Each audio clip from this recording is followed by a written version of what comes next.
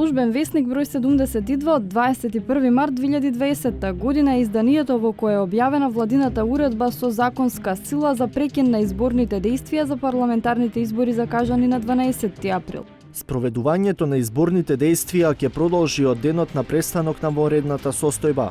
Сите изборни действија кои се преземени согласно одредбите на изборниот законник до денот на стапување на сила на оваа уредба се сметаат за важечки. Токму овој член од уредбата кој предвидува действијата само да продолжат каде што застана, сега предизвикува разногласие меѓу политичките опоненти.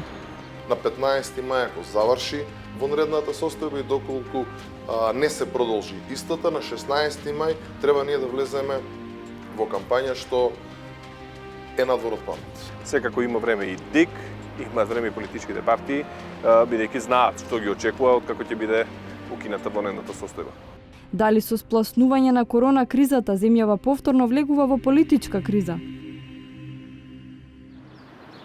5 јули е еден од можните датуми што неофицијално се споменуваат како термини за избор на новиот состав на собранието. Официјално сепак и власта и опозицијата велат дека мислат само на здравјето на граѓаните и дека нема разговори на темата дали изборите ќе се одржат 22 дена по укинувањето на вонредната состојба како што предвидува владината уредба. Но тоа што немало разговори не значи и дека партиите немаат различни мислења. Така најголемата опозицијска партија веќе јасно декларира дека не гледа логика следниот ден по укинувањето на вонредната состојба да се влезе во кампања. Не само поради условите во кои што во моментов се наоѓаме со сите овие закани од коронавирусот, туку и реално тоа е невозможно.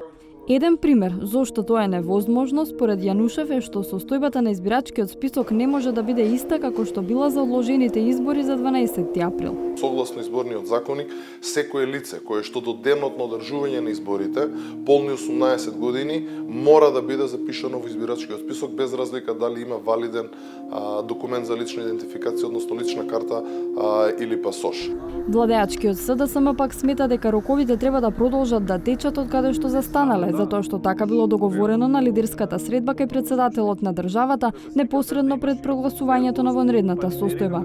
Откако ќе биде укината уредбата, продолжуваат да течат роковите, односно 24 дена после укинување на уредбата треба да се одржат парламентарните избори во нашата земја. Дупката која ќе се јави со избирачкиот список според подпредседателот на СДСМ може тековно да се реши. Секако мислам дека не е некоја комплицирана операција во однос и на ДИК да ја заврши својата обврска и работа. Секако од како ќе се утврди денот на изборите по укинување на уредбата, секој полнолетен граѓанин има право да гласа.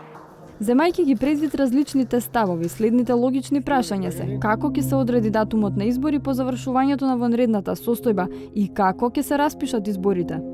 Немено да има повторно лидерска средба со учество на сите релевантни политички партии и се надевам дека врз база на еден консензус помеѓу сите партии ќе се определи новиот датум, но секако од формално правен аспект ќе мора да се донесе измена или нова уредба со законска сила од страна на владата. Треба да има само нова уредба, нема потреба да има нов договор, бидејќи сите се договориле дека по укинување на уредбата за вонредна ситуација да продолжат роковите кои што беа стопирани поради вонредната состојба. Државната изборна комисија, чиј состав го предлагаат политичките актери со владината уредба за замрзнување на изборните дејства, доби обврска еден ден по завршувањето на вонредната состојба да објави нов роковник. Првиот човек на ДИК Оливер Дерковски, кој дојде на предлог на ВМРО ДПМН, смета дека не е возможно изборниот процес да продолжи од таму каде што застанал. Едноставно не може да продолжи кампањата.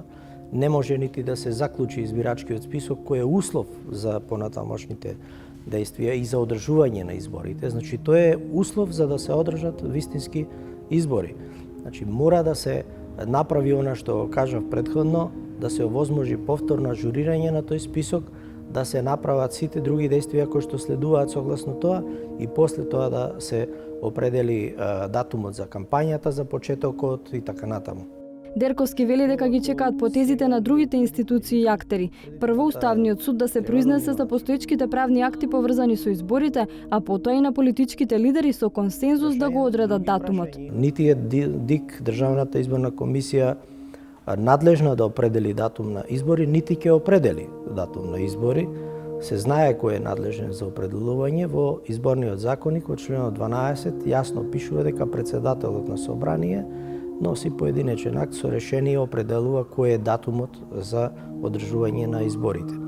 Ќе треба веројатно сите политички фактори во државата да седнат на една маса, да ги договорат сите детали за како понатаму да се одвива овој процес.